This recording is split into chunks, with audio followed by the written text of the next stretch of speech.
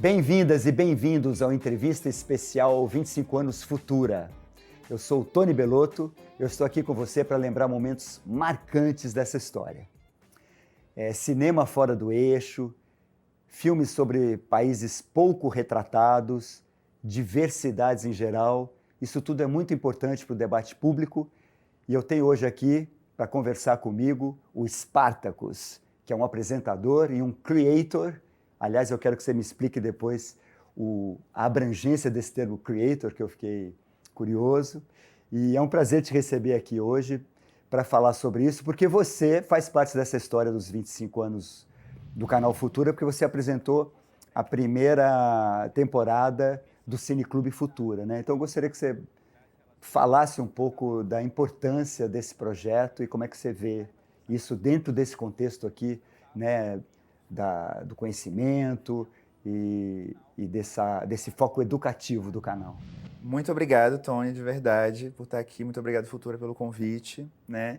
Eu me orgulho muito de ter participado dessa primeira temporada. Foi um projeto assim muito marcante para mim. Foi quando eu comecei, de fato, a ser apresentador. Antes eu era só creator. E creator é esse termo que engloba o criador de conteúdo para todas as redes sociais, né? Tá. O youtuber, ele meio que limita. O influencer, tiktoker, a gente aqui faz tudo.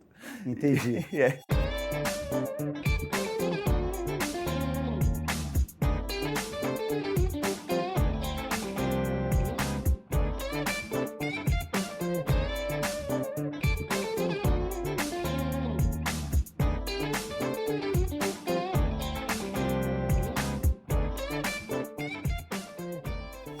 O Cineclube Futura, ele me possibilitava usar a arte, o cinema, a cultura para tentar passar as mensagens que eu gosto de passar, as ideias que eu acho que tem que ser debatidas. Então a gente conseguia, sei lá, pegar filmes do mundo todo e trazer novos olhares, não olhar só, sei lá, para as produções mainstream de Hollywood, bilionárias, e conseguir olhar para realmente o que é que os seres humanos ao redor do planeta estão querendo dizer, quais são os seus problemas sociais, quais são os seus dilemas. E, assim, foi incrível, de verdade. É interessante, né? Porque o cinema, né, é uma forma de arte já bastante antiga e que muitas vezes as pessoas se questionam, né? Será que a televisão vai matar o cinema? Será que as séries vão matar o cinema? Será que a internet vai matar o cinema? Mas ele permanece, né, como uma forma muito importante e crucial, né, do fazer artístico.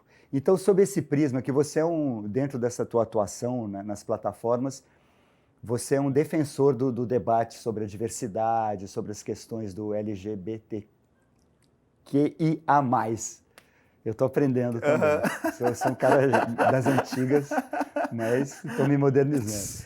Todas essas questões, é interessante que o cinema possa ajudar questões tão modernas, tão prementes, sendo uma forma de arte que hoje em dia já é um pouco antiga, né? É engraçado porque até o século passado o cinema era a arte mais moderna, né? Mas hoje em dia a gente vê que apesar do tempo continua muito relevante, né? Muito relevante, porque eu acho que é uma forma de linguagem que vem se adaptando com o tempo. Por exemplo, né? Eu acho que uma das obras mais potentes que fala sobre antirracismo, que fala sobre representatividade negra, sobre ancestralidade, foi um filme lançado em 2020 pela Beyoncé, chamado Black King. E é cinema, sabe? Tá na plataforma de streaming, não tá, sei lá, no cinema em si, mas é ainda o audiovisual sendo um veículo para a gente poder transformar a cultura através da arte, sabe? E isso para mim é muito potente. E é sensacional que ela é uma artista com um alcance, né, gigantesco, muito popular, que coloca essas questões. Eu fico assim, muito animado quando artistas se prestam, né,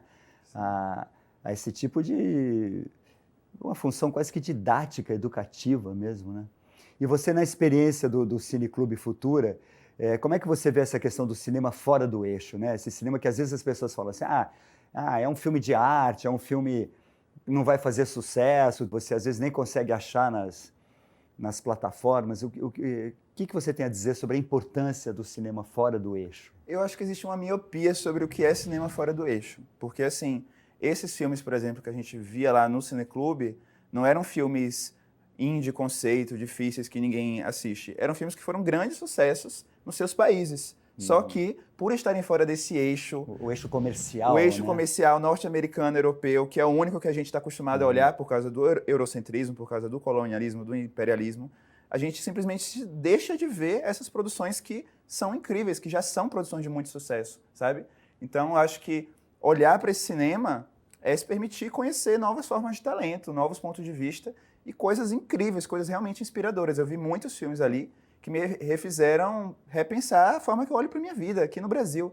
Tem muitos, inclusive, muitos problemas que você vê, sei lá, que o mundo árabe está passando, que as pessoas do continente africano estão passando, que a gente está passando aqui também. É interessante que o cinema sempre foi um divulgador do amor, né? A gente, desde aqueles clássicos de Hollywood, o amor sempre como um mote principal dos filmes, né? E dentro desse cinema fora do eixo que a gente chama, como é que o amor, na sua diversidade, pode ser visto e retratado pelo cinema, né? Porque não cabe mais um mundo em que o amor é o príncipe de azul com a princesa de cor-de-rosa, né? Como é que essas novas formas ou outras formas de amar são contempladas pelo cinema? Eu acho que o que eu mais vejo de potente hoje no cinema, de novidade relacionada à forma de amar, é realmente os relacionamentos LGBT, sabe? A comunidade LGBT que é mais representada, você vê pessoas trans amando. Então, assim, até filmes documentais, sabe? O documentário da Linda Quebrada Bicha Travesti é uma coisa muito inspiradora, muito potente, porque nos mostra que novas identidades existem e elas têm histórias muito relevantes para contar. E nos filmes que eu vi no Cineclube, a gente, tipo assim, viu sobre como são os relacionamentos no mundo árabe e as mulheres, como elas hoje ainda são muito oprimidas, como, sei lá, discussões que a gente está tendo de feminismo, que a gente teve no Brasil há 50 anos atrás, lá ainda está começando. Eu vi também um filme da África do Sul, que eu lembro que mostrava qual era o ponto de vista de uma mulher negra que estava tentando se empoderar, mas tentando como é que ela se empodera de forma africana e de forma ocidental, sabe? Como são conceitos totalmente diferentes.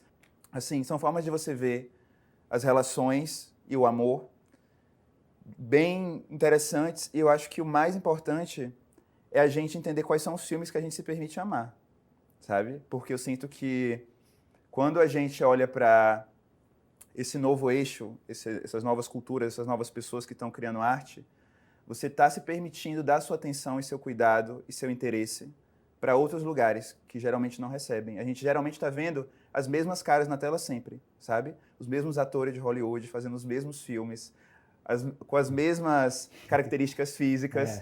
Parece que tinha Marilyn Monroe lá no passado e agora tem outras Marilyn Monroes hoje em dia. E acho que parece que a gente aprende a amar só essas pessoas. O cinema, a arte, a cultura, ela nos incentiva, nos impulsiona a amar essas faces. Quando a gente olha para outras obras audiovisuais que nos estimulam a amar outras pessoas de outros espaços, de outras origens, eu acho que a gente realmente se permite mudar a nossa realidade. E é interessante porque o cinema sempre foi muito inspirador assim de comportamento, né? Você vê aquele filme, você se identifica com aquele personagem, então você meio que quer um pouco agir como ele, ou quer viver um grande romance, como se vive no cinema. Então, eu acho muito crucial essa questão mesmo.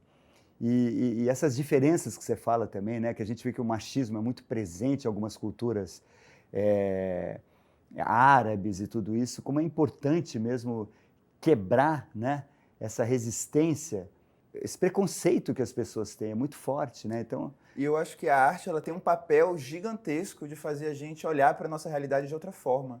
Porque é um ser humano que ele está lá expressando através de música, através de vídeo, através de cinema, sua visão, sua experiência, suas reflexões, e aí aquilo ali é atemporal. Eu vou conseguir ver um filme daqui a 50 anos, que é aquela pessoa compartilhando a experiência dela, e vou conseguir usar aquilo para entender minha experiência como ser humano nesse planeta, nesse momento agora. Então, tem um poder enorme, sabe, de mudar as coisas. Eu já tive vídeos, por exemplo, que eu fiz analisando filmes. Outro filme que eu analisei, né, o Lemonade, da Beyoncé, que também é obra-prima. Que, assim, é um álbum onde ela fala sobre como o racismo estrutural, ele destrói os casamentos de pessoas negras. Como é muito mais difícil para famílias negras estarem juntas por causa dos desafios estruturais. E a Beyoncé nota isso no relacionamento dela, nota a questão estrutural em torno disso, compartilha isso para o mundo, Aí eu faço um vídeo falando sobre isso, traduzindo esses conceitos, esses símbolos, esses significados. E aí eu recebo mensagens de mulheres negras do Brasil falando assim, eu consegui salvar meu casamento porque eu tive acesso ao que a Beyoncé estava falando nesse filme. Puxa, e eu consegui entender o que fazer. interessante. Esse é o poder da arte. Esse é o poder do cinema, da música, sabe? Em transformar nossa realidade. Isso para mim é incrível. É incrível mesmo. É interessante, então, nessa tua atuação como creator, né? Qual a importância nessa atuação tua nas redes sociais da conscientização das pessoas através das redes, assim?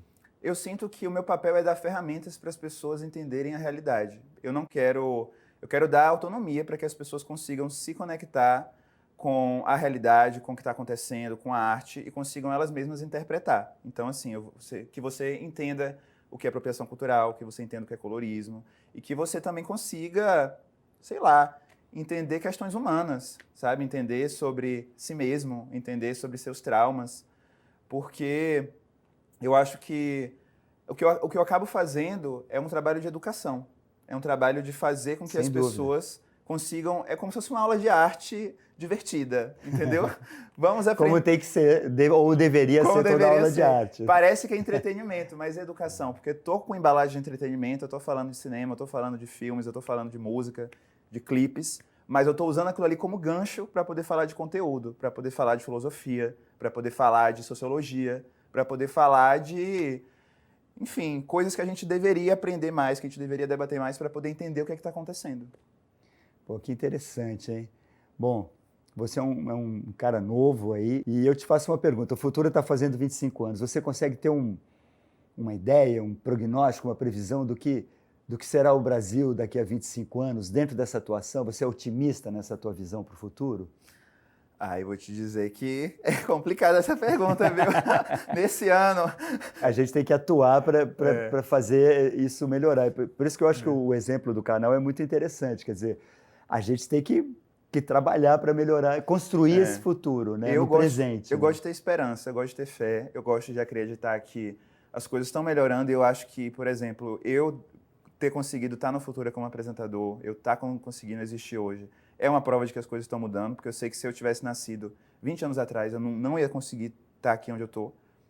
E, assim, eu tenho fé, eu tenho esperança, eu vejo que às vezes a gente passa por muitos desafios, o mundo reage às vitórias dos grupos oprimidos, das mulheres, dos LGBTs, e tenta colocar a gente no lugar de onde a gente, teoricamente, não deveria ter saído. Uhum.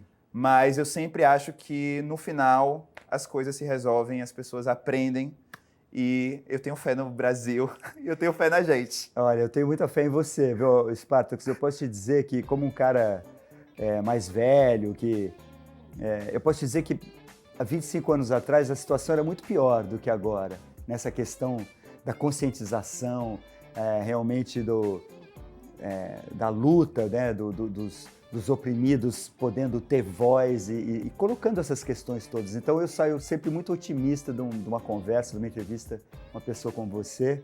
Me deixa feliz aí, animado, motivado, aguerrido para a gente lutar por um Brasil melhor. Te agradeço muito aqui a presença, a tua atuação, continue firme. E é isso, muito obrigado.